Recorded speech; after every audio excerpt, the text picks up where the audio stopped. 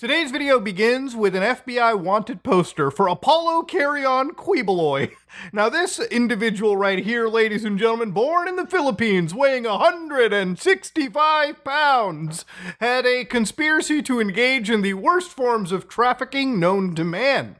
Now, ladies and gentlemen, I talked about this man a year ago, and a year later, he has actually been arrested by the police, possibly facing extradition for running a literal cult.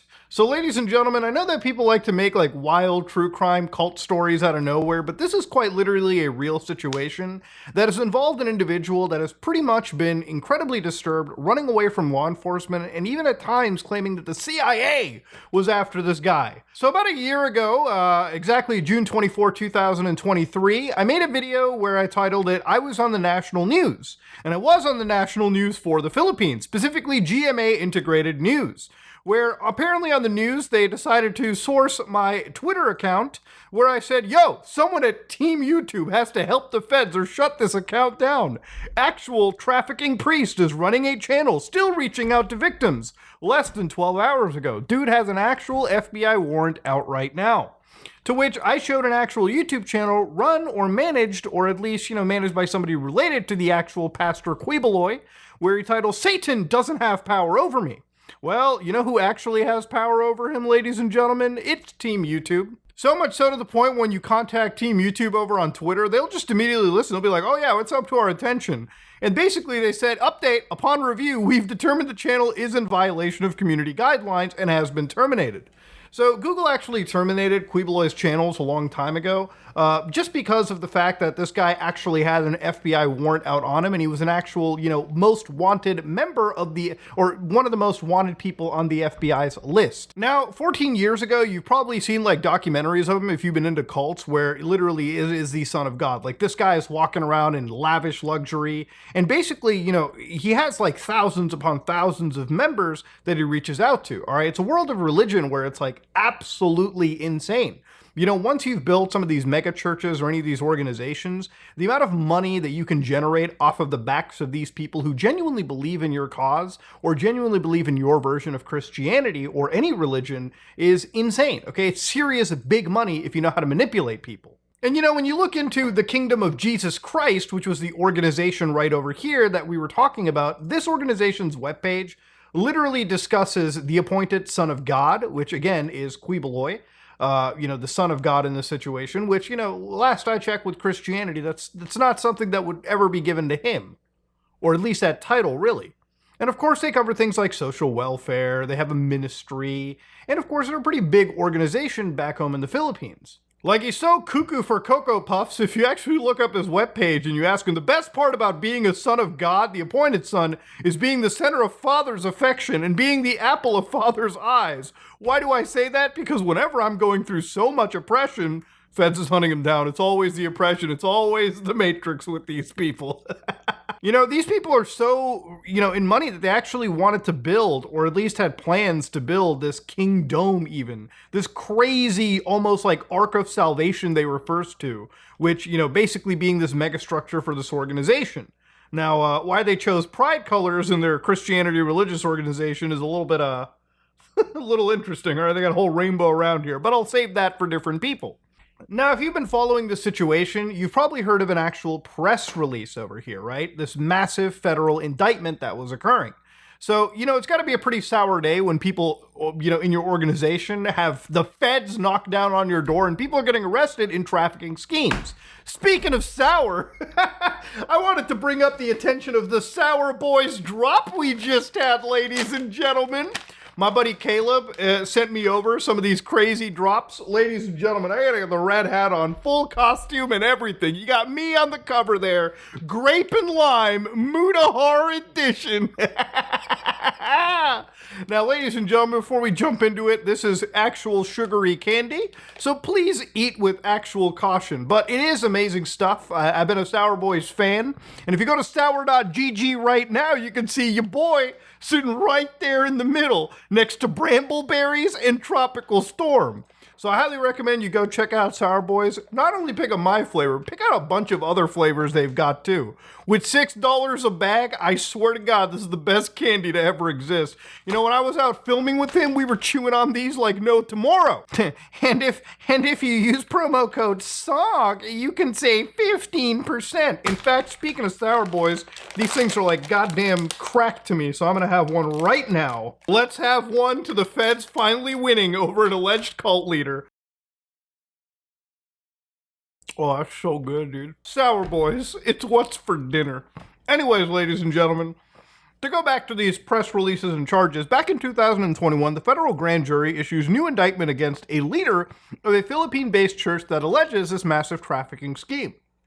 So according to Santa Ana, California, a superseding indictment unsealed today's charges the founder of a Philippine-based church and the two top administrators of orchestrating a trafficking operation that coerced girls and young women to basically go to the church leader, under threats of what they consider to be eternal damnation. Now, obviously, this is really disgusting and sick. And if you look down into it, what they actually mention in this indictment was not just Apollo Quiboloy, but you had 6 new defendants. Those defendants included to be Quiboloy, which was 71, who lives in Davao City, Philippines. You had Teresita Tolibas Dandan, who lives in Davao City, all right, who is one of the overseers of their operations in the United States. Helen Panalag, Felina Salinas, interesting name, Guia Gabactulan, Marissa Duenas, Amanda Estopare, Bettina Padilla Roses, and Maria de Leon, who are all these individuals who are obviously far older, like some of these people in their 70s, 50s, 60s. They've been in the church, or at least in this organization, for a long time. So the real thing that really kicked the feds into a hornet, like the feds' hornet nest, so to speak, was the fact that there were fraudulent marriage licenses and these like fraudulent visas being acquired under, again, a false pretense, which is a serious issue in the United States of America, or really the world even, right? Like, it's okay to come in legally. There's no issue with legal immigration. The problem is in this situation, people were unfortunately being brought to and from, it seems, under false pretenses, and they were forced to do, allegedly, some really bad stuff. So what they discussed over here in this indictment was that Quiboloy, Dandan, and Salinas was participating in a conspiracy to engage in trafficking by force, fraud, and coercion, as well as the trafficking of children. These 3 defendants allegedly recruited females ranging from 12 to 25 years of age to work as what they called pastorals, or personal assistants. The indictment states that the victims prepared Quiboloy's meals, cleaned his residences, gave him massages, and were required to apparently participate in night duty with Quiboloy. And obviously I'll leave your imagination to wonder exactly what night duty means. The indictment specifically mentions 5 female victims, 3 of whom were minors when the actual trafficking had began. So it was something that lasted for quite a long time. And underneath this indictment, what they said was, under threat of physical and verbal violence, the eternal damnation by defendant Quiboloy and other administrators, they basically were forced to do this night duty because it was part of God's will. Now, if you were a good victim in this situation, right, especially if you were a minor, it was easy to get groomed in this stuff because it apparently was like visible in this like indictment. It was alleged that if you were good and obedient, you would be given good food, luxurious hotel rooms, trip to tourist spots, and you'd get like yearly cash payments that were based on performance, which again would have been money that was solicited by workers in the United States. And what kind of money would they be raising in the United States too? Would it be through good and honest hard work? No. In fact, some of the defendants over here, who were also involved in the fraudulent visa situation, were forcing members to solicit donations for a bogus charity based in Glendale known as the Children's Joy Foundation. Donations that actually were used to finance church operations and the lavish lifestyles of its leaders. So when you actually look at the entire website of it, you'll find out that what it links to is CGFI, which is Children's Joy Foundation Incorporated, which again, you know, they always come out with these like really cute, nice, almost innocuous web pages where it's like, hey, we're advocating for the protection of children, you know, blah, blah, blah, yada, yada, yada, because it's every child's right to be protected and cared for. It's a society's innate responsibility. I always find in the last like several months investigating people, or in the last year, anytime you protect or, you know, run this protect the children grift this hard, usually there's a really, really sinister thing underneath it. Or at least, most times I've noticed that there's some sinister reasoning for being this outwards for it. I don't want to sound like I'm pessimistic about it, but usually I look at this page and, anybody else that comes across this might probably look at this and be like, oh, it's just another charity. Well, unfortunately, it seems that this charity, at least based in Glendale, was centered around literally siphoning money from actual individuals. And, people who would give them like 10, 20 bucks probably thought, yeah, they were going towards feeding these kids or making them have a better life. But in reality, it seems like it was financing this asshole's lavish lifestyle.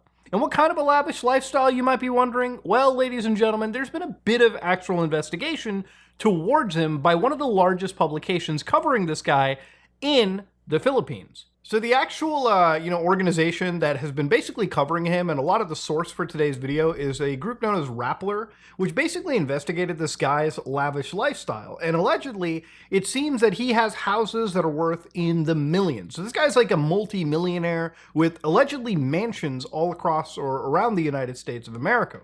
So for instance, one of those mansions was this multi-million-dollar one in Las Vegas, Nevada. And yeah, it clearly does look like a multi-million-dollar mansion, okay? This is a very nice neighborhood, and this is a very nice house. And how would this person afford such a nice house? Well, allegedly it would be through soliciting donations. Because again, when it comes to the religious money grift, there is a lot of money to be made off of, literally religion, right? Like if you wanted to know anything about it, this is how it works. And the way that they looked at it too was actually went into the open web. They started to look through like actual owner names. So the owner who owned this one property was like the Church Kingdom Jesus Christ Name Above Incorporated. And of course, apparently it was quote unquote sold for like $2.1 million. And they dug out like actual like information where again, it's the Kingdom of Jesus Christ, the Name Above Every in Van Nuys, who basically had the grand bargain sale deed for that specific home. Now, you might be wondering, okay, Muda, with all of this information out there, right? Obviously, now it's because of all of this, when I saw that, Quibaloy or any of this organization was running a YouTube channel, I was like, man, it's kind of weird how on YouTube, it's like sometimes, videos get hit for the weirdest reasons, but then you have like actual like alleged criminals operating so openly. So I brought this up, YouTube decided to shut him down, and as his channels were getting shut down, a whole bunch of other organizations were going after him. So TikTok had actually affirmed another ban on Quibaloy, and that was because of apparently US sanctions. And even Facebook, Instagram, Meta as a company decided to take down some of his official pages because of, again, those US sanctions. And when you start to look at like Google's banning of him, obviously following those US sanctions and whatnot according to their terms and policies, you might be wondering, how does a guy with this much negative attention in the eyes of the Federal Bureau of Investigation, the US government, really a lot of the civilized world, get so much protection? And a lot of it was really due to the fact that he was really good friends with this guy, Rodrigo Duterte. Post this guy's presidency in the Philippines, he basically returned and kept a low profile. And according to, people who researched into it, he basically got a pretty cushy job resuming a weekly show, Gikan sa Masa, Para sa Masa, for the masses, on SMNI, which again is the broadcast media arm of that entire Kingdom of Jesus Christ. So this is how large the operation is. Multi-million-dollar homes, lavish luxury, and again, the ability to have your own broadcasting wing. It's like looking at people like Kenneth Copeland, who I believe is worth way more. And you got these people flying on private jets. It's like, at what point do you go from like a servant of God delivering a message to somebody who's just clearly in it for the money and enriching themselves and really not spreading the message properly? It's more of an insult to religion, right? Like, you gotta sit down and have a big discussion about this with like somebody like Wendigoon, and really, if you think I'm mad, I'm pretty sure like Isaiah would be like fucking livid looking at this stuff. So anyways, what he talks about is co-hosted by Duterte's friend and spiritual advisor, Pastor Apollo Quibaloy. Duterte would speak about current political issues besetting the country. Some of his strongest statements in the show, such as his opposition to the Enhanced Defense Cooperation Agreement sites in the Philippines, attracted attention and were covered by the media. So yeah, this guy, former president, big friends with this guy, used to be one of the biggest people protecting him. But obviously, things had started to change. So obviously, as leadership started changing around, the new guy in the block, Ferdinand Marcos, the current ruler of the Philippines, also a controversial figure in their own right, decided to deepen their feud at this point. And of course, they decided to go after the pastor, Quibaloy, in this situation. And this is when a lot of those old wounds started to be brought up, because at the time, Quiboloy was basically being protected by the government, allegedly, at the time. And obviously, a lot of the evils in the world usually are allowed to happen when the governments can be involved and effectively tell you and basically cover for you. He was not getting extradited. The US government really had no reach on another foreign country that had their own independence and their own actual sovereignty. It's not how law works, right? Just because the FBI wants you busted doesn't mean it's going to happen if the other, country doesn't want to do anything. It's why when you're a convict, you could run all the way to countries like Russia, for instance, that have no extradition agreements with the United States, and they're not really going to do anything to give people up because they don't have to. All right, what is the U.S. government? What is the FBI going to risk war or an international incident because they want a person? No, they immediately get shut down back home anyways. All you can do is cry and bitch. But what you can do is hope that in the back home things start to change against him for the worst. And actually, it really seemed like it did. So 6 months ago, I made a video where he was basically going out of his way to tell people that the shadow government is hunting him down. Sinosurveillance ako dito sa Pilipinas ng CIA at ng FBI. Sarili kong bansa, ako po ay nagtatago sapagkat liligwakin ako ng ganun-ganun na lang. Walang extradition process na gagawin. Dumating po sa aming kaalaman sa mga sandaling ito from reliable sources. Correct me if I am wrong, but these are reliable sources na dumating sa akin na ayaw na raw po nila ng extradition treaty. Ang kanila daw pong gagawin ng CIA, ng FBI, ng US Embassy at State Department kasabwat ng ating gobyerno, ng Pangulong Marcos at ng First Lady at kung sino pa man ang nasa gobyerno, ako ay rendition ng kanilang gagawin. Ang rendition, ang ibig sabihin po, anumang oras pwede lang pasukin ang aking compound at ako ay kidnapin. It's not only rendition but also elimination. If it is possible, pwede nila akong i-assassinate. Now, obviously, do I believe the Central Intelligence Agency was out to assassinate him? I don't know. Probably not, to be honest with you. I don't think that was going to happen. But what was happening was back home, tides were turning because of the new leadership that I discussed with Marcos. What had effectively happened was, again, a manhunt had ensued. Especially, 6 months ago, around when I was covering this guy, a manhunt had started. So on December 11, 2023, one of these Senate resolutions, number 884, were filed, where they were opening up the books looking at the actual cases of human trafficking by the Kingdom of Jesus Christ and, Apollo Quiboloy. So again, introduced by Senator Risa Hontiveros, what they basically wanted to look was the expanded Anti-Trafficking Act penalizes the recruitment, obtaining, hiring of persons by means of fraud, deception, taking advantage of their vulnerability for the purposes of exploitation. So they say Apollo Quiboloy, who styles himself as the appointed son of God and the leader of the Kingdom of Jesus Christ, the name above every name, allegedly demanded strict obedience from his full-time followers through brainwashing, psychological manipulation, and constant threats of eternal damnation. And what they mentioned was also what the FBI said. They allegedly maintain a stable of women called pastorals who occupy this prestigious position because they're tasked to perform those night errands with him. Some of the pastorals were still minors during the recruitment, and during the period they were made to perform any form of night duty, it seemed. So here they even reference the federal grand jury in California that indicted in 2021 Quiboloy and the members of the KOJC. So obviously this is something that, the government decided to take more seriously. And when your own government is starting to open the books like this, it's not looking really good for somebody like Quiboloy, and it shouldn't. So unsealing was requested by the U.S. Attorney Criminal Division handling his case, which includes those multiple charges. So according to a New York lawyer, this could be the first step in initiating what they call the extradition process in the United States. So basically asking the Filipinos to deliver this guy over to the United States for his crimes. Now that the arrest warrants for Quiboloy and the co-accused have been unsealed, Interpol may now issue red notices for their names to be put on notices. And that's when the Interpol can go around and arrest this guy, depending on where they operate. What happens is that the name of the person listed on a red notice is placed on a lookout list. And when the name of the person listed comes into the attention of law enforcement abroad, the NBI in the Philippines will notify through Interpol, and the U.S. federal prosecutor will then request that person's provisional arrest and/or file a formal request for extradition. basically making it so that you can't really travel, in a lot of the world at all once you have a red notice on you. Okay, it's basically like the ultimate death sentence, the ultimate bounty, the ultimate 5-star wanted rating. Okay, that's it. It's done. You're Jover. Even his biggest friend and ally was just like, bro, just get yourself arrested.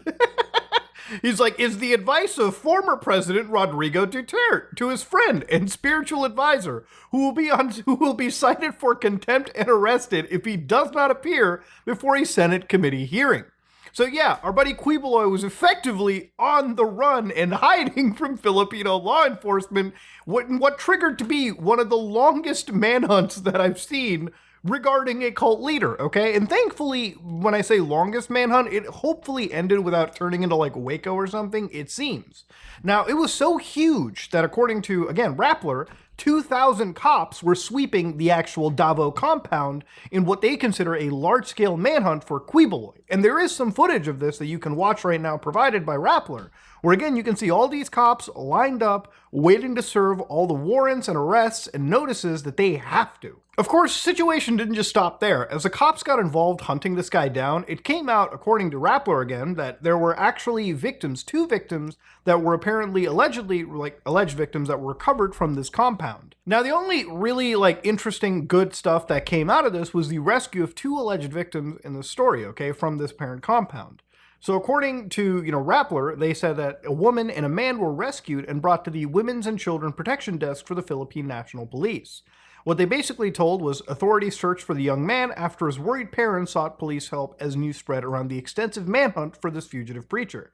And this was a 30-hectare property. And of course, that whole manhunt began on Saturday, and the police were again at the same time hunting for Quiboloy in this big manhunt. So you can see images of the actual compound, the police are literally at these crazy gates. They got them looking like the pearly gates to heaven almost. It's insane, dude.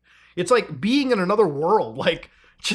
It's wild because normally if I wasn't because of a most wanted poster on a YouTube tweet, I've literally been absorbed in this entire story, watching this literal cult on the other side of the world, a country I've never been to. Now I want to go to just to see this kind of stuff.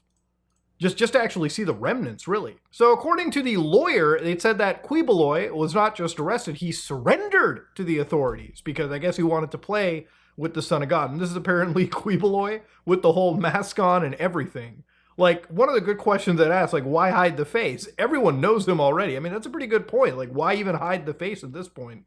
But if this is Quiboloy, he's been arrested by the Filipino government.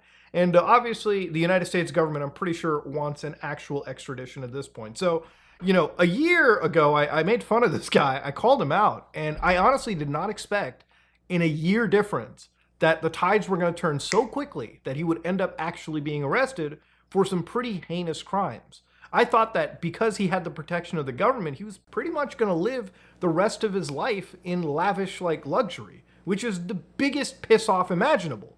But obviously, sometimes, God, well, what am I going to say? God works in strange ways. And I'm sure that God didn't enjoy this guy pretty much ruining the good name of religion, I guess. There's got to be some karma here, right? That's what I'm trying to say. There's got to be some good karma that's dropped into this. And ultimately, that's the end of the Quiboloy story. I don't think that this guy's going to get out. I think that both governments, the United States and the Filipino government, and I'm pretty sure other governments too that have a valid claim, have such a hard-on for this guy, and he's lost all his political and executive legislative protection, that I think he's going to be fine. I think not fine. I think the governments are going to be fine hunting him down. I think he's screwed. And honestly, if he's really guilty of the crimes that he's been alleged of, then I hope they bury this guy under the jail. But yeah, ladies and gentlemen, wildest story that I've had to see in quite a long time. But I wanted to bring this to you. But ultimately, at the end of the day, don't run a cult. Don't traffic human beings. That should pretty much be a given. But what isn't a given, and should be a given, is buy Sour Boys on sour.gg. Code SOG. Get that flavor, baby, because it's fucking good. Anyways, if you like what you saw, please like, comment, and subscribe. Dislike if you dislike it. I am out.